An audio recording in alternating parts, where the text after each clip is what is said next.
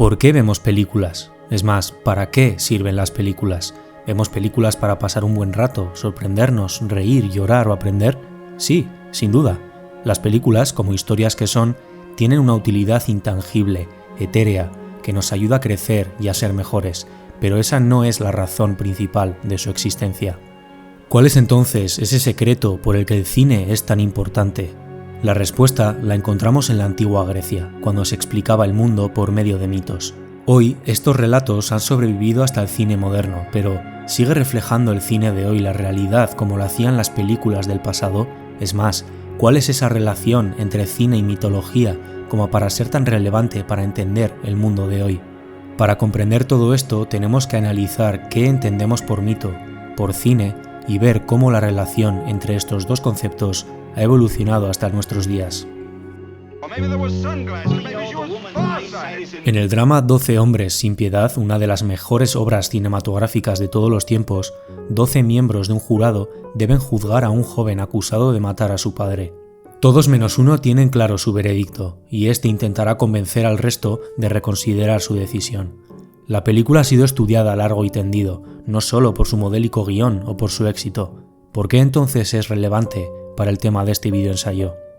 Ahora bien, en 1957, cuando se estrenó la película, la televisión por cable comenzaba a florecer y el cine lo notó. Las familias pasaban más y más tiempo en casa, enraizados al sofá para ver la televisión.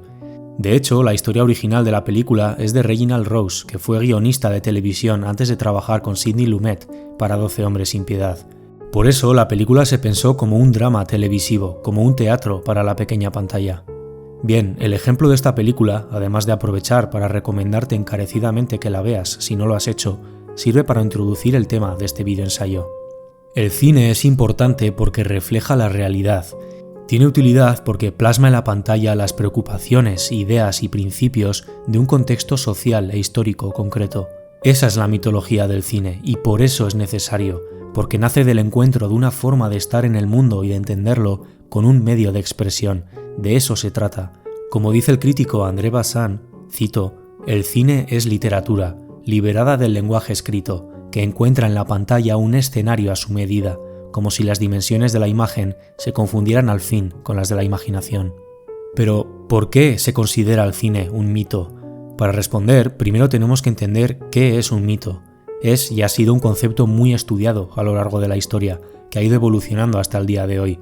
Para este videoensayo me centraré en la definición del filósofo español Gustavo Bueno, pero para poder entender el mito y qué relación tiene con el cine, hay que rehacer el camino desde la antigua Grecia.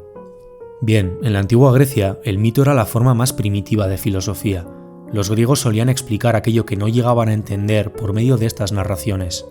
Ellos las veían como una suerte de mensaje divino que llegaban de los dioses, principalmente de Apolo, para arrojar luz sobre el futuro. Estas narraciones o lecturas se realizaban en lugares muy concretos, como por ejemplo el oráculo de Delfos, a personas escogidas, a pitonisas o a cábalas, que eran capaces de escuchar el mensaje divino. Bien, Platón es el primero que tiene una teoría del mito, y es el que nos dará la primera característica. En su obra, los mitos son relatos no verificables vistos como fuente de conocimiento. Esto se ve, por ejemplo, en su obra El banquete, donde hay una serie de arquetipos y, sobre todo, un trasfondo. Los personajes hablan del amor, pero en el fondo están hablando de la filosofía. Aristóteles parte de Platón para decir que en toda tragedia mitológica hay una serie de elementos que nos permiten conectar con ella y emocionarnos. Son la peripecia y los procesos de reconocimiento, es decir, aquellos que permiten identificar el ensamblaje de emociones y establecer una conexión en la trama de los personajes con nuestra experiencia. Si damos un salto al idealismo alemán en los siglos XVIII y XIX, encontraremos la segunda característica en Friedrich Schelling. Él dijo en su teoría de la intuición que la mitología es una forma de pensamiento que representa los modos según los cuales se manifiesta lo absoluto en el proceso histórico. Por ejemplo, en el conocido mito de Prometeo, este roba el fuego para entregárselo a los hombres, pues ese fuego representa la tecne, la técnica. Un poco más adelante, en Francia, a finales del siglo XIX, encontramos la tercera característica del mito en el surgimiento de la sociología. Uno de sus fundadores, Durkheim, incluye en el mito un componente legitimador, es decir, un mito tiene que ver con las estructuras de poder, orden social y jerarquía de un determinado contexto histórico. Aquí el mito ya ha dejado atrás su condición fantástica o divina, como el mito de Prometeo, para ser cualquier narración que manifiesta una idea absoluta. En el mismo país, unos años más tarde, Levi Strauss dijo que la cuestión más importante del mito es su carácter histórico.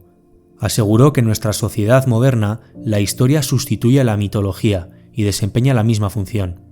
Para él, y siempre aspiró a ello, los mitos debían reconstruir lo simbólico por medio de historias. Ahora bien, si reunimos todo esto, tenemos la teoría de Gustavo Bueno. Cito: un mito es una narración situada fuera del tiempo histórico que cuenta con una serie de signos y símbolos que permiten el reconocimiento y que reconstruyen las formas que tiene de manifestarse lo absoluto en el proceso histórico. Hoy ya nadie acepta que el mito sea algo irracional. Todos los mitos tienen su lógica, tienen su utilidad con la vida real. Por eso manifiestan lo absoluto, las ideas universales de una forma reconocible. En el ejemplo de 12 hombres sin piedad, la irrupción de la televisión en nuestras vidas. Según la tesis de Bueno, los mitos se reubican en el contexto histórico, es decir, son relatos que cumplen una función social y política. Por eso es necesario preguntarse siempre qué aportan los mitos y por ende las historias y el cine. Para Gustavo Bueno, el mito es una forma, peculiar eso sí, de racionalidad. Por eso nos sorprende que el cine sea mitología, porque por encima de todo es arte. Eso no quiere decir, por supuesto, que para su constitución no se presupongan técnicas previas, como la oralidad del teatro, la novelística del siglo XIX o la fotografía. El caso es que el director de cine construye un pequeño universo, una racionalidad, con símbolos y relaciones reconocibles que tienen sentido en un contexto histórico concreto. Cuando hablamos de cine como mitología, tenemos que preguntarnos qué función tiene la película. ¿Esta película para qué sirve? ¿Por qué prohibieron Senderos de Gloria o por qué se censuró Viridiana de Buñuel? El cine, como mito que es, va ligado a estructuras ideológicas. Los mitos, como concepción del mundo propia de una sociedad concreta, manifiestan una forma de racionalidad, en tanto que involucran términos, relaciones y operaciones de esa sociedad. Así es como se crea la cultura. Por eso el cine, en tanto que mito y cultura, es objetivo de los estados. Según el artículo 44 de la Constitución española, cito: el Estado deberá propiciar acceso a la cultura.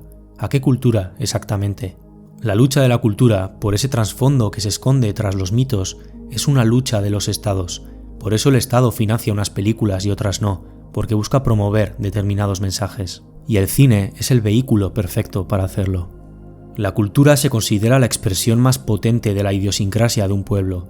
En Alemania, por ejemplo, la obra de Wagner en Bayreuth sobre los mitos alemanes se tiñó con la propaganda nacionalsocialista. Hoy no tenemos la ópera de Wagner ni el mito de Prometeo. Tenemos 12 hombres sin piedad, tenemos cine como transmisión de un mensaje, casi histórico, por medio de símbolos. Aquí es donde se esconde esa mitología del cine, es un secreto de eternidad. ¿Qué esconde entonces cualquier película o cualquier historia para ser compartida por tantas personas distintas de épocas tan lejanas? La respuesta puede que la encontremos en una de las mejores películas de la historia, El hombre que mató a Liberty Balance. Un recién licenciado en Derecho, Ramson Stoddard, llega al oeste cargado de idealismo e ilusión. Nada más llegar, un pistolero llamado Liberty Balance asalta su diligencia, le da una tremenda paliza y rompe todos sus libros. En el desierto, la única ley es la del revólver. Los libros no tienen cabida. Ante tipos como Balance, la sociedad del oeste necesita hombres igual de violentos y duros. Es el caso del valiente Tom Doniphan, el único al que teme Liberty Balance. Así tenemos un triángulo de fuerzas muy interesante. En un vértice se sitúa el mal, representado por Balance, y en los otros dos las fuerzas, la pistola de Tom Doniphan y los libros de Stoddard. Prácticamente entre Tom Doniphan y Liberty Balance no hay diferencias, ambos entienden la realidad de la misma forma, solo que se guían por fuerzas distintas. Por eso, al final, tras el disparo de Doniphan a Balance, se deshace de su rifle y desaparece en la oscuridad. Al acabar con Balance, acaba consigo mismo, pues sabe que sin hombres como Balance, él ya no es necesario. Porque ahí está la grandeza de su personaje heroico, en el sacrificio mediante el cual da paso a un nuevo mundo. Se sacrifica por una sociedad que le olvida, porque ha encontrado un nuevo líder capaz de terminar con el mal por medio de libros y leyes. Esto, precisamente, es lo que ocurría en el mundo real, y la sociedad americana lo podía ver reflejado en la gran pantalla. Para contar este relato que bascula entre la verdad y la mentira, el bien y el mal, la leyenda y la historia, el director John Ford recurre como herramienta del lenguaje cinematográfico al estilo expresionista alemán, caracterizado por la maestría en la utilización de las luces y las sombras. Porque John Ford, para informar al espectador de la acción, lo hace a través del diálogo, pero de forma casi similar e incluso superior, a través del gesto, de la mirada y de los silencios. Él era un ávido defensor de la frase «muestra antes de decirlo», que tan importante es en el cine. De hecho, se dice que acostumbraba a romper páginas de guión si no se podían contar con imágenes. Si se puede contar sin diálogo, mejor. Ahora bien, esta historia refleja algo muy importante. El nacimiento del cine western es prácticamente el nacimiento de un pueblo y de una cultura, el de Estados Unidos y Hollywood. El cine como espectáculo como tal empieza con Griffith y su nacimiento de una nación.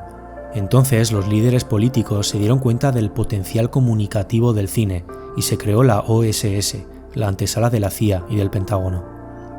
Pues bien, adaptaron toda producción de imágenes para transmitir un discurso determinado a raíz de la guerra. Entonces los exiliados alemanes como Fritz Lang habían huido a Estados Unidos, por lo que tenemos una mezcla de culturas muy diversa, justo cuando el cine surge como una forma de expresión.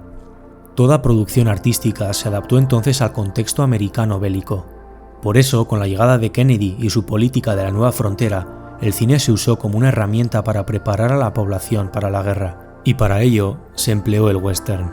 Según Ortega y Gasset, la historia comienza cuando se olvidan las anécdotas, por ejemplo cuando nos olvidamos de cuán largo era el cuello de Nefertiti o la nariz de Cleopatra. Es decir, cuando la historia de una nación es tan extensa que lo que un día era una anécdota histórica, hoy se ha olvidado. La historia de Estados Unidos es muy corta, por eso estos recuerdos no tan lejanos se pueden representar en historias y de primera mano. El western, a partir de estas reliquias históricas, fundamenta una identidad comunitaria por medio de estas narrativas. Porque una nación, cuando se funda, necesita relatos y elementos de reconocimiento donde entenderse a sí mismos. Así como el Quijote es el espejo de la nación española, el western es la fórmula según la cual la propia tradición americana toma forma. Aquellos cowboys y hombres sin ley del desierto se alejaron de su hábitat natural para llegar a las ciudades. La locomotora los echaba del desierto y encontraron acomodo en un pequeño bosque en las afueras de Los Ángeles. Hoy, esa zona se conoce como Hollywood.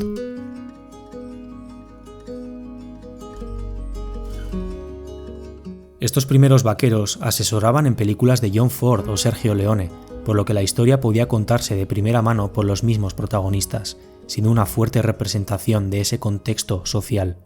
Y ahí está la relación entre mito e historia.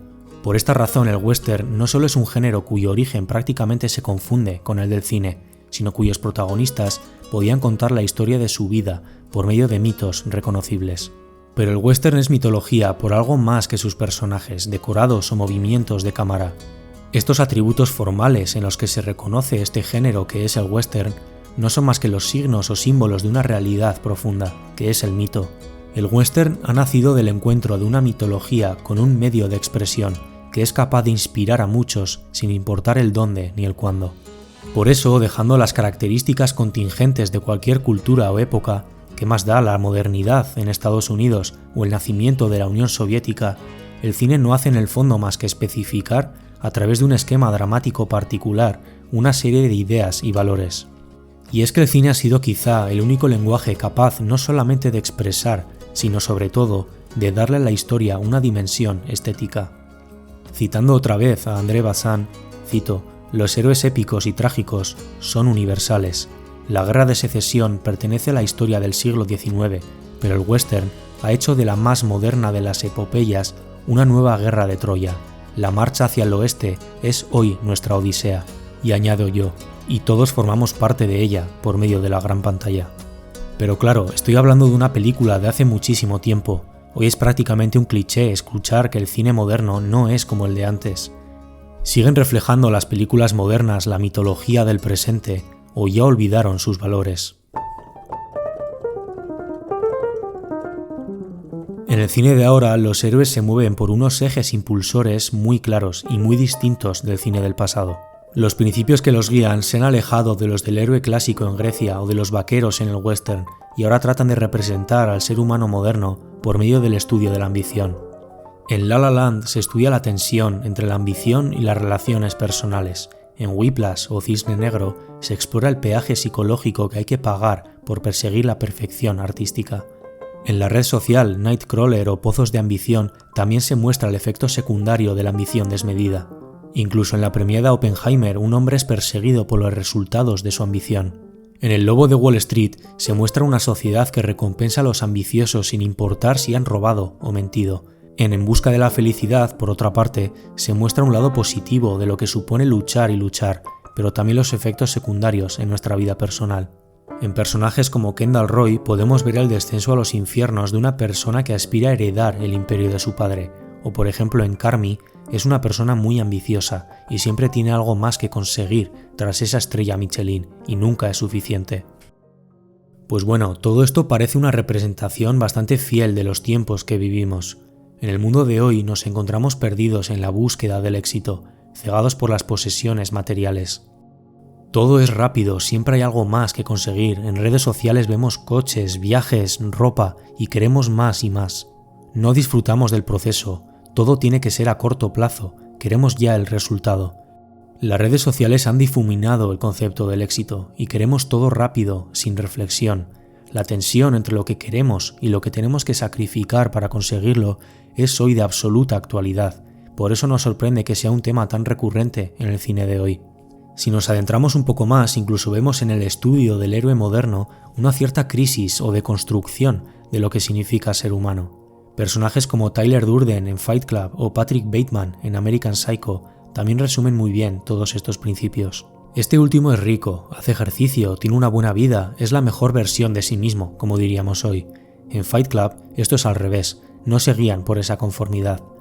Tyler Durden es todo lo contrario, quiere romper la rutina de su trabajo aburrido y busca algo mejor.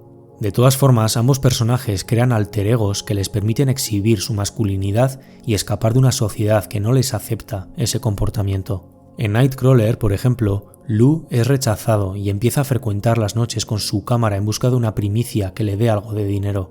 Todos los personajes nombrados son ambiciosos y todos tienen objetivos, capaces de hacer lo que sea para conseguir su sueño. Se sienten perdidos, como inadaptados sociales, y viven en una dualidad contradictoria constante. En la película Drive, esta contradicción parece que nos da una respuesta muy esperanzadora. En el personaje del conductor, que no tiene nombre, protagonizado por Ryan Gosling, lleva una doble vida, en la que es mecánico de día y criminal de noche. Pero entonces conoce a la chica perfecta y empieza a sentirse culpable por esa doble vida, hasta que al final la luz gana a la oscuridad. Todos estos personajes están rodeados por oscuridad, pero parece que esa pureza que han perdido en su transformación en busca de la ambición desmedida es aquello que tratan de buscar para volver a sus raíces. En Taxi Driver, este estudio tiene que ver con el existencialismo que evolucionó desde la obra de Dostoyevsky. Es una película hipnótica, tremendamente expresionista. Aquí se puede ver, por ejemplo, la influencia de aquellos exiliados alemanes que llegaron a Hollywood y la eternidad de la mitología del cine. Es el claro ejemplo de lo que hablo. Las películas se comportan como sueños muy reales, tratando de transmitir los valores de una sociedad que se encuentra perdida. Incluso encontramos en esta película todavía la relevancia del western, de ahí su carácter eterno. Taxi Driver está inspirada por centauros del desierto. Ethan Edwards vive en una dualidad constante entre su naturaleza de lobo solitario y su amor por su familia. Travis, en Taxi Driver, maneja su taxi, que es su caballo, debatiéndose entre el bien y el mal. Todos estos personajes son retratos de personas que caminan por nuestro mundo, personas como tú y como yo. El poeta, en este caso el director de cine, los estudia y construye una historia que plasma ese comportamiento y esos principios en un medio de expresión eterno. El cine, como mito que es, representa unos valores que nos forman como personas y sociedad y los empaqueta de una forma reconocible. Nos da héroes imperfectos, llenos de contradicciones como nosotros, y en una época donde todo es rápido, donde parece que el éxito se mide en likes y posesiones, el cine nos invita a detenernos y a observar la vida con perspectiva. Por eso es importante el cine, porque habla de la vida, y la vida es importante.